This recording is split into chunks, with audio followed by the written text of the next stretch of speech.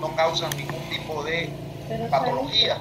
Pero al decir que no causan ningún tipo de patología, no estamos diciendo que no causen ningún tipo de infecciones en el paciente, ya que esto, a diferencia de lo que es la entamoeba histolítica, no sobrepasan lo que es la mucosa, no atraviesan lo que es la mucosa y la submucosa intestinal, ya debido a que estos parásitos no contienen esa proteína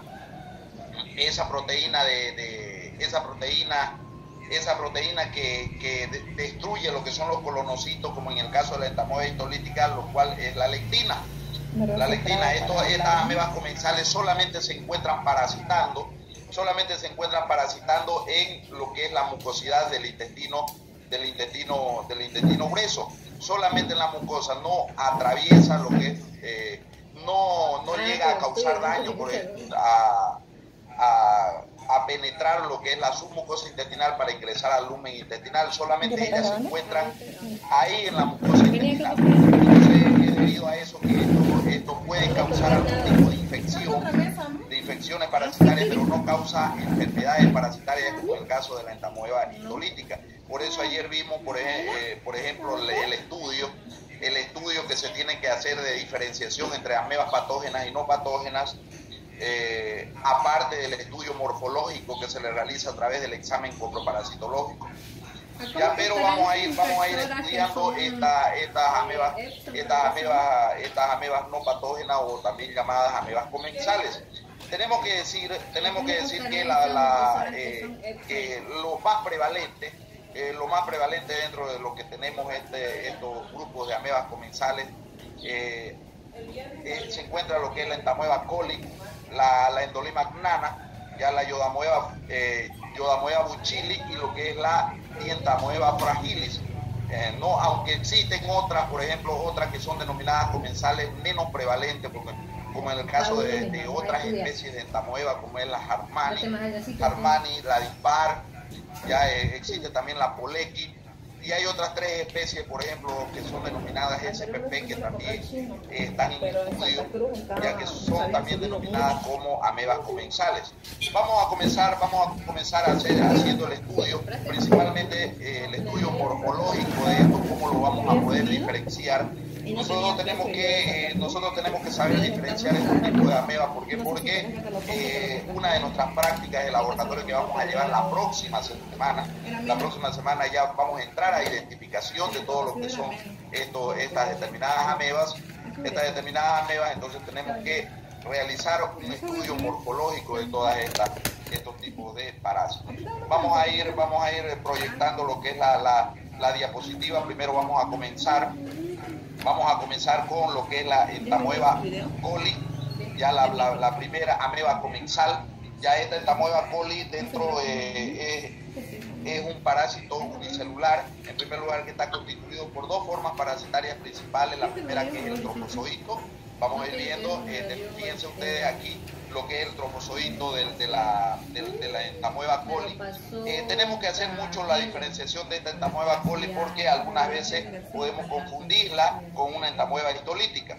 Ya obviamente estamos hablando del trofozoito aquí. El trofozoito de este parásito, de esta entamoeba coli, ya mide de 20 a 30 micras de diámetro, es de forma ovalada, obviamente de forma ameboide, lo cual está constituido principalmente por 2 citoplasmas, también un endoplasma que se encuentran en los organelos celulares. Principalmente esta entamoeba coli, en la parte interna de su primer citoplasma, que es el endoplasma, ella se llega a alimentar de todo lo que son las bacterias, se llega a alimentar de bacterias y vacuolas digestivas, los cuales la llega a metabolizar para formar su segundo citoplasma, que en este caso se denomina el ectoplasma, lo cual llega a formar su órgano de locomoción, que en este caso se denomina su pseudófilo. Ya está constituido también por un solo núcleo.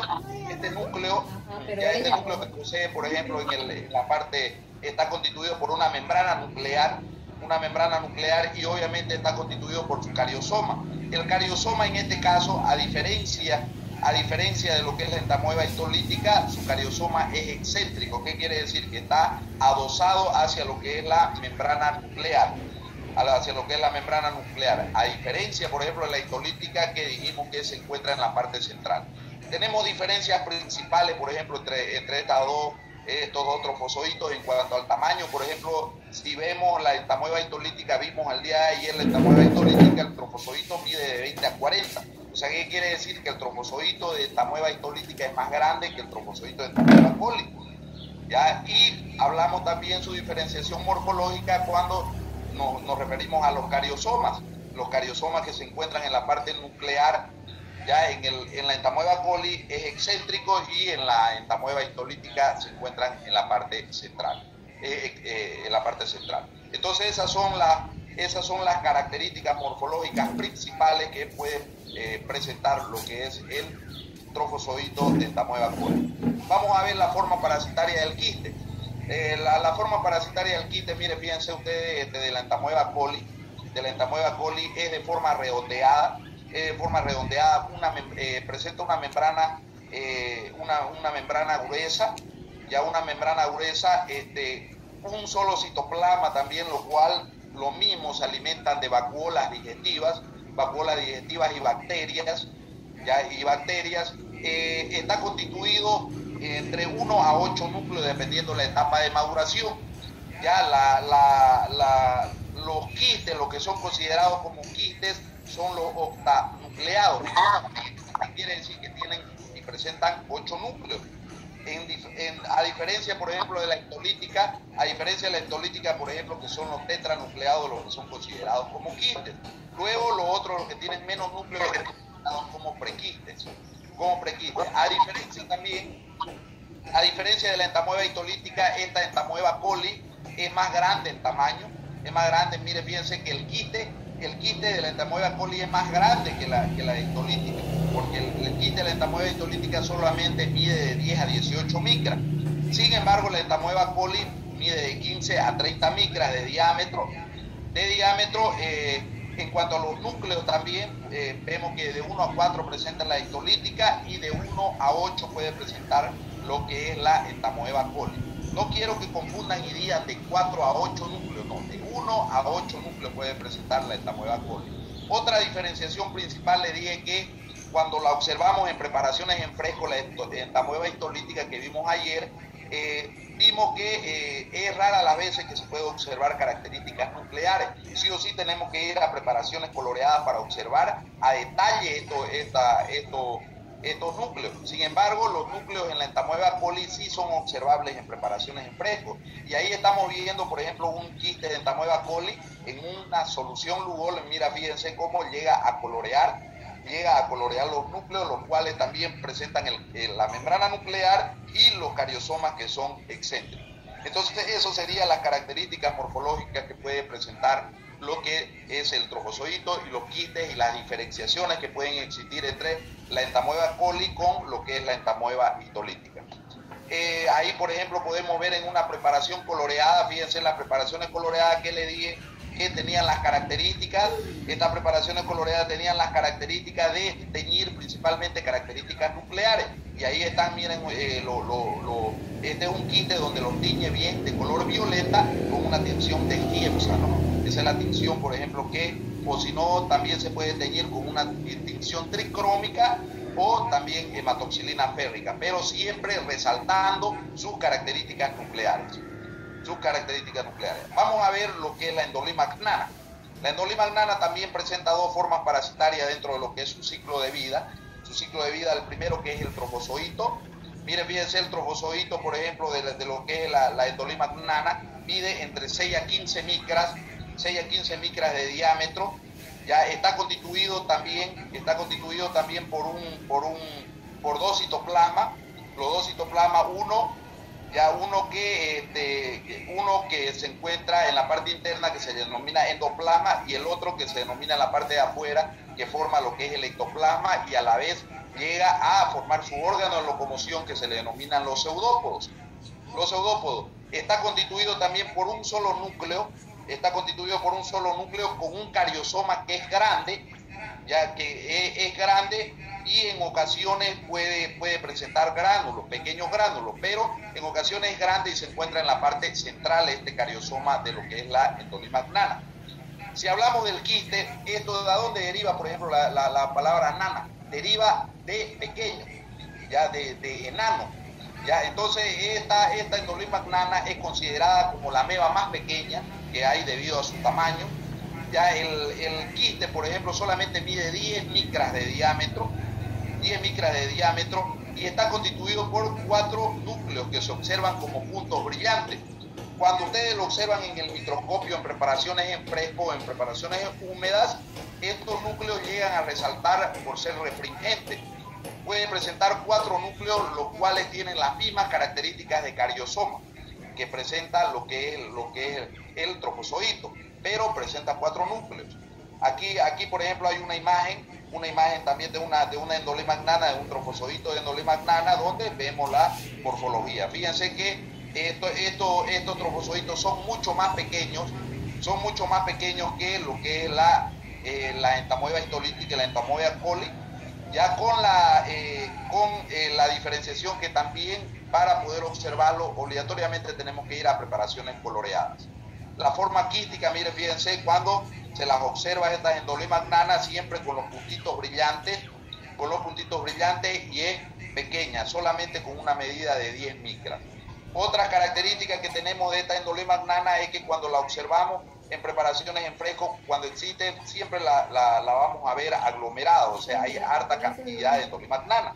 Miren, fíjense aquí en esta imagen, por ejemplo, estamos viendo esta célula o este parásito con sus 4 núcleos que resaltan como puntos brillantes. Entonces esas serían las características morfológicas que puede presentar lo que es el quiste de endolima gnana.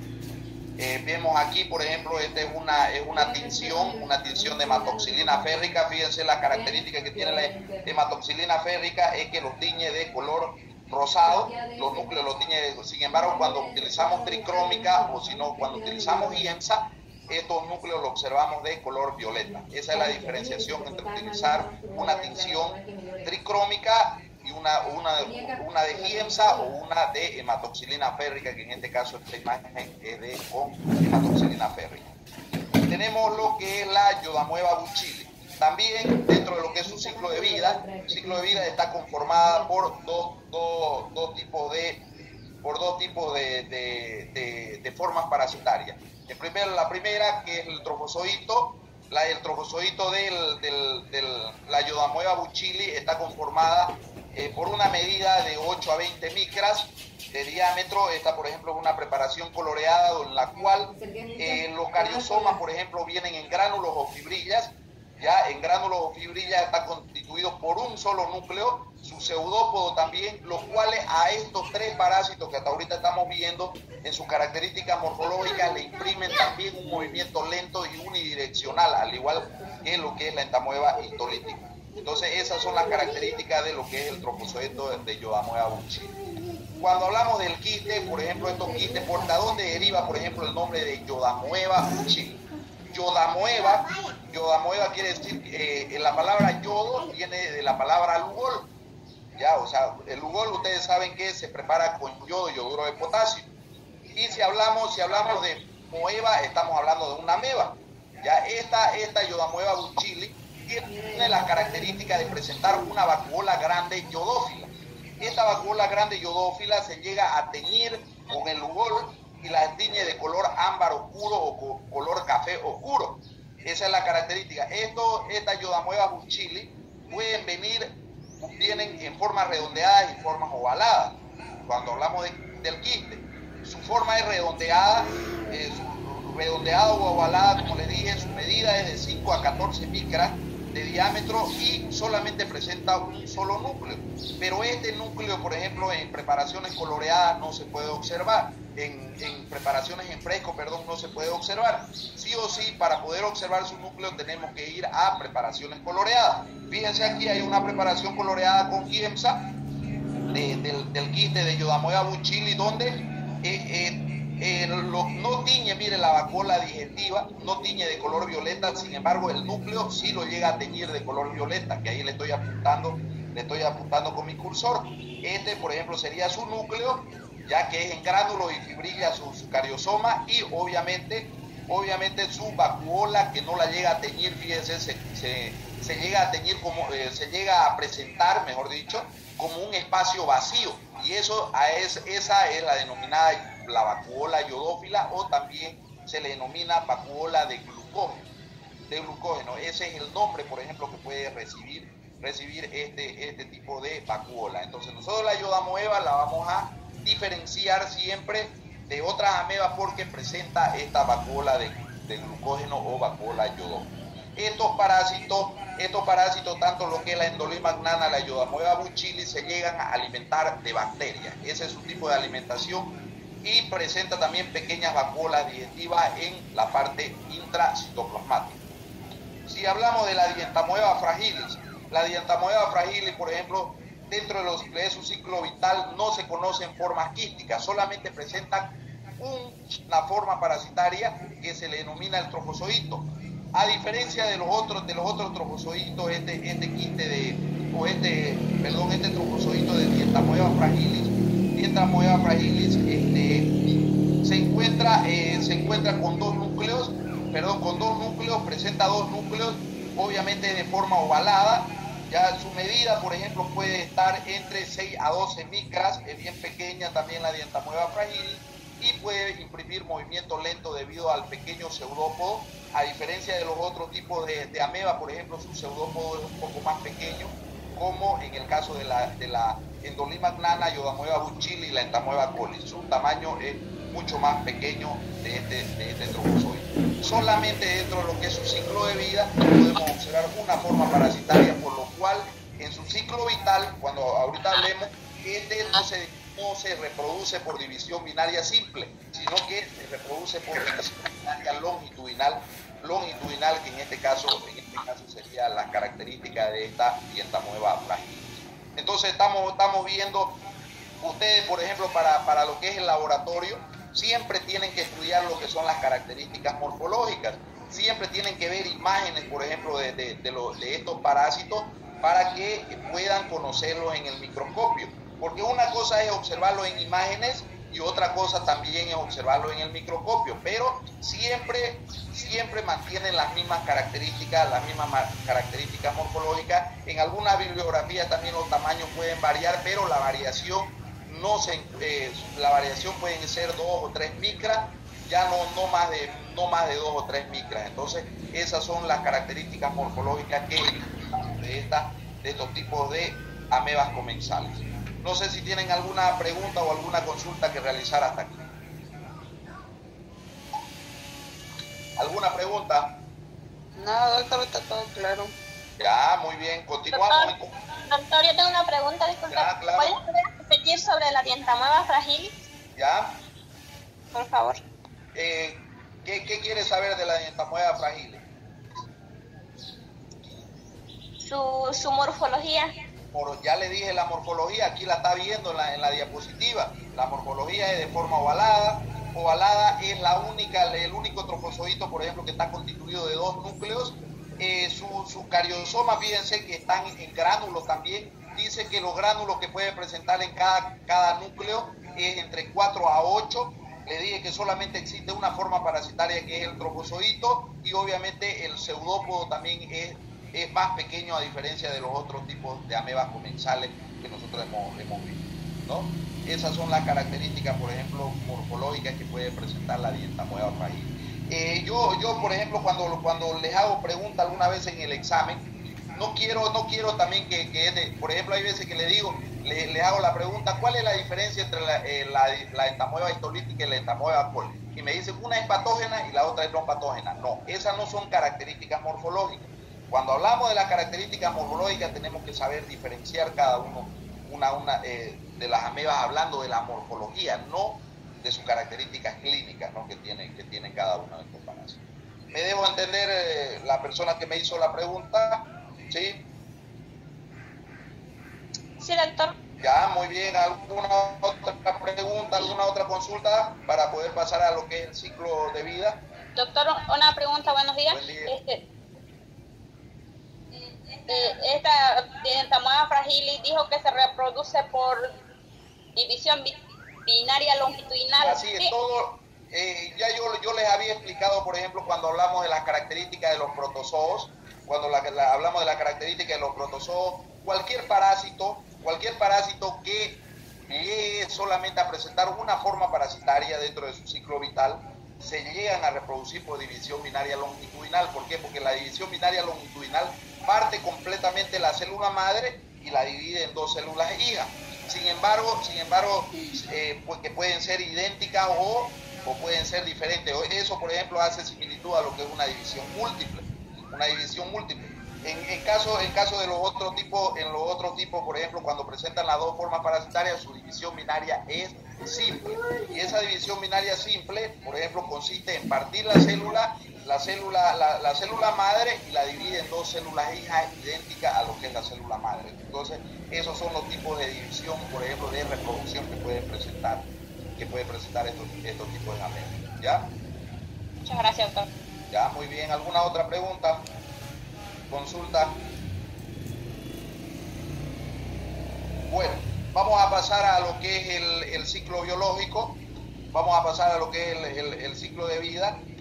Ya, vamos a hablar de lo que es el ciclo de vida.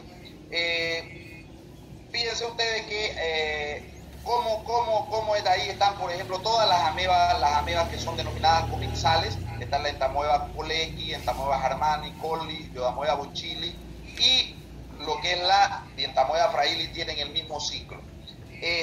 A diferencia, ya le dije la diferencia, por ejemplo, que lo que es la entamoeba fragilis, ella se reproduce por división binaria longitudinal. Ahora vamos a comenzar. De una persona infectada, por ejemplo, estos trofozoitos, quistes y prequistes llegan a ser eliminados en la materia fecal.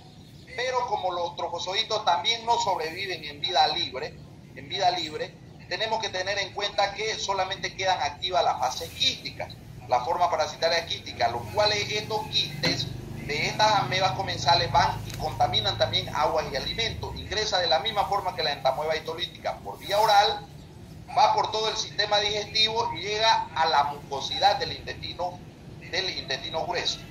Aquí en la mucosidad del intestino grueso se lleva a cabo ya la división binaria simple, en el caso de todas estas amebas que les estoy colocando y estamos hablando, excepto la entamoeba fragilis, que ella se llega a dividir por división binaria longitudinal. También aquellas que tienen dos fases, por ejemplo la quística y trofozoito. Primero, como llega el quiste, por ejemplo, a la mucosidad del intestino grueso, se llega a reproducir por el tipo de división que se denomina la desenquistación, donde de cada quiste emerge un trofozoito. ¿Qué es lo que hacen estos trofozoitos? Colonizan todo lo que es la mucosidad del colon y se llegan a reproducirse luego por lo que es llegan a reproducirse por su tipo de enquistación. Esto se llama enquistación, a la segunda fase de división binaria simple, donde un trofozoito se convierte en un quiste, los cuales estos van por vía digestiva y ingresan hacia la zona ileocecal sigmoide y son eliminadas por la parte rectal en la materia fecal, en forma de prequistes, quistes y trofozoitos, los cuales llegan a morir estos trofozoitos a cabo de 2 horas y solamente quedan activa la fase quística. Su periodo prepatente de este ciclo de vida es de 6 días. Entonces, les vuelvo a repetir el ciclo de vida. Se eliminan los prequistes, trofozoitos y quistes en la materia fecal. Los trofozoitos y prequistes llegan a morir.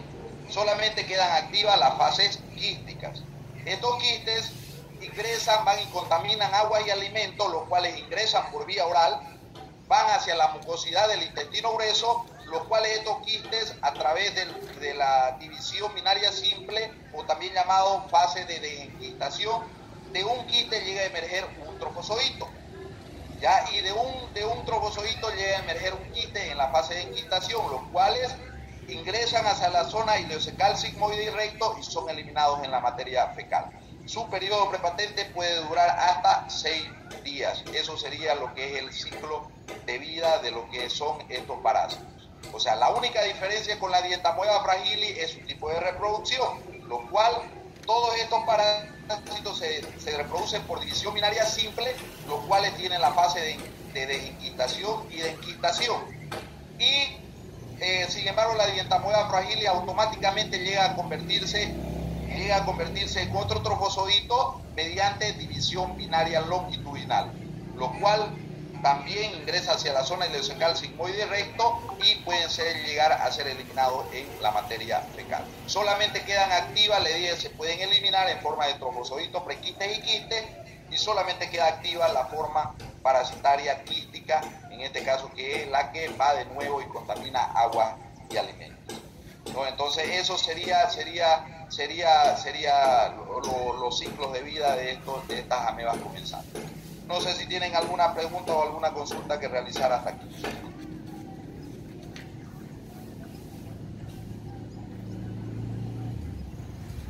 Bueno, miren, un ratito se nos ha ido el tiempo, estamos a 3 minutos de que corte la transmisión, la primera conexión. Por favor, le rogaría que cortemos y volvamos a ingresar en el mismo link, ¿ya? Para tener ya el otro tiempo y poder culminar el tema. ¿Listo? ¿Está bien? Está bien, doctor. Ya, muy bien, ingresen en el mismo link.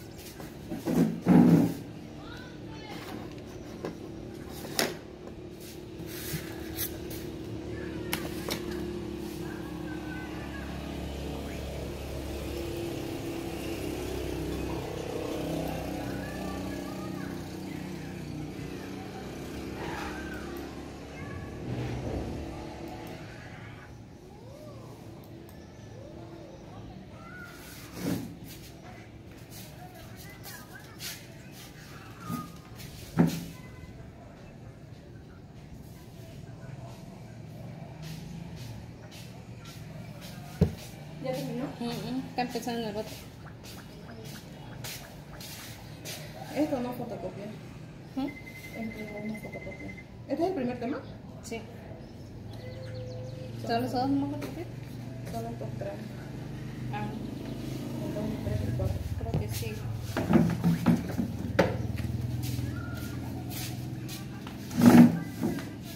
Fíjate si entraste. ¿Estás ahí? Así ya está. El tema de avance, vamos a entrar a la parte clínica, por ejemplo, que tiene estas parasitosis. La sintomatología que pueden presentar, porque en este caso estas parasitosis no presentan patología debido a que estos parásitos no sobrepasan lo que es la mucosa y submucosa intestinales, entonces, pero sí pueden causar algunos daños de irritaciones intestinales, los cuales pueden producir, por ejemplo, en los pacientes presencia de moco en la materia fecal, los cuales son signos de una infección intestinal. En todas las parasitosis pasa lo mismo. Ahora, los síntomas que son asociados, a una infección intestinal, a una infección parasitaria, en caso de todo lo que son estas amebas comensales, tenemos lo que son los dolores abdominales, hay estreñimientos, gases, se puede producir en algunos niños, por ejemplo, anemias, las diarreas son intensas, las diarreas también en casos graves de infección cuando se llegan a reproducir en el intestino, tanto trofozoitos como quistes, llega a hacer de 5 a 10 evacuaciones por día, igual como pasa en una amebiasis, con la diferencia es que no hay defecación de sangre, solamente hay defecación de moco en la materia fecal. Hay también náuseas y todo lo que son trastornos gastrointestinales. ¿Qué quiere decir trastornos gastrointestinales? Que pueden estar también asociadas a procesos bacterianos,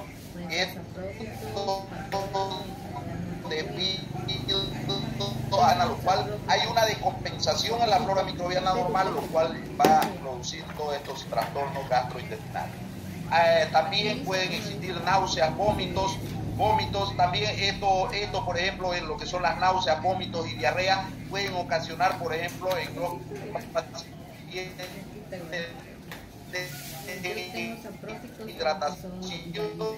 deshidratarse, haber pérdida de electrolitos y pueden entrar en decaimiento, incluso en algunos pacientes que son inmunodeprimidos pueden causarle hasta lo que es la muerte. Entonces todo esto sería lo que son los síntomas asociados a una infección parasitaria o enfermedades por lo que es la diagnóstica, como la sintomatología son las mismas, por ejemplo, de todo estas parasitosis. Entonces, ¿dónde nos vamos a ir a comprobar? Por ejemplo, primero hablamos del diagnóstico clínico. El diagnóstico clínico se puede confundir con otras parasitosis como son amebiasis, giardiasis, algunas tricocefalosis, algunas ascariasis, pero donde vamos a salir de duda es realizando un examen coproparasitológico. El examen coproparasitológico, el primero se hace en directo, en fresco, luego también el examen seriado. El examen seriado que tiene las mismas características que lo que les expliqué ayer por ejemplo en el tema de amebiasis. Hay métodos por concentración, se pueden utilizar métodos por concentración. Estos métodos por concentración, lo más utilizado también es el de Ricci modificado y Faust, que son técnicas por sedimentación y por flotación sucesivamente. También utilizamos los métodos por coloración. Podemos teñir también con los mismos colorantes que se tiñen lo que es la ameba histolítica. En este caso sería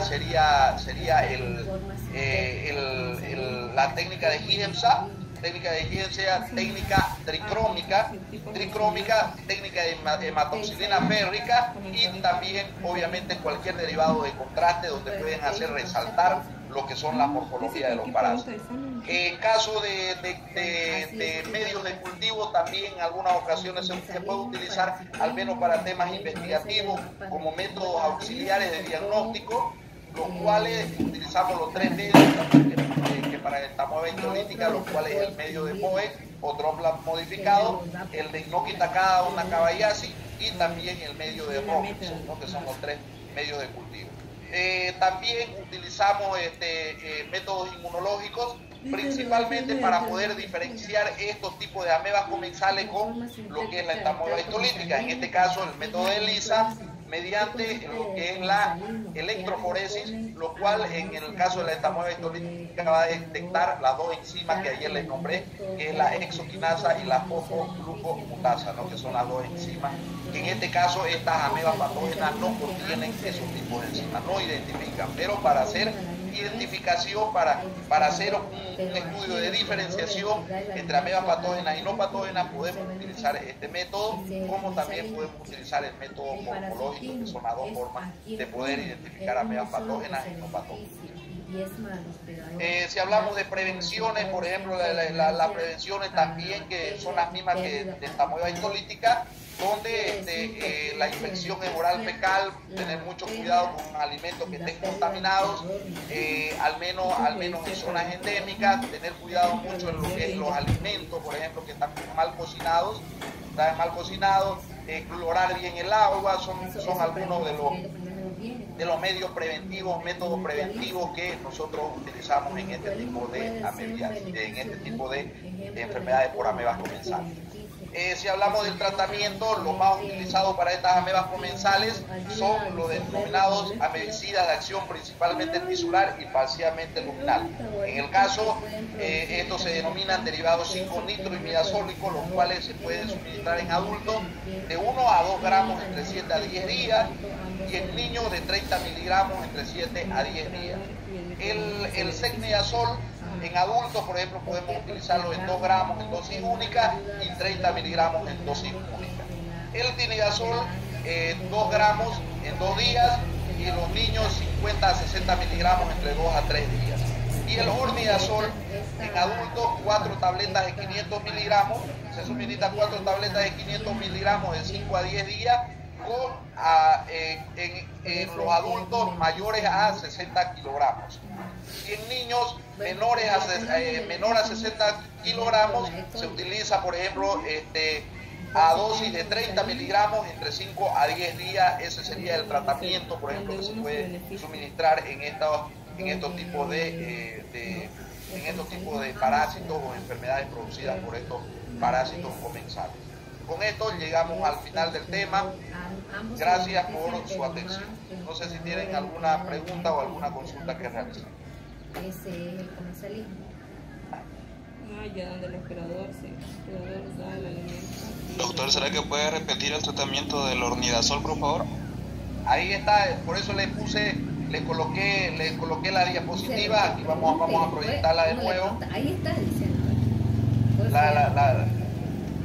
Aquí está, el adulto, 4 tabletas de 500 miligramos, de 5 a 10 días. Esto cuando los adultos pesan mayor a 60 kilogramos. En caso de que pesen menor a 60 kilogramos, en niños se necesita ya el dosis para niños de 30 miligramos de 5 a 10 días. Ese es el tratamiento para estas amebas. Se utiliza la misma dosis, por ejemplo, de estos derivados 5-nitroimidazólicos para amebiasis intestinal producido también por esta ameba histolítica. ¿Ya? ¿Alguna otra pregunta, consulta?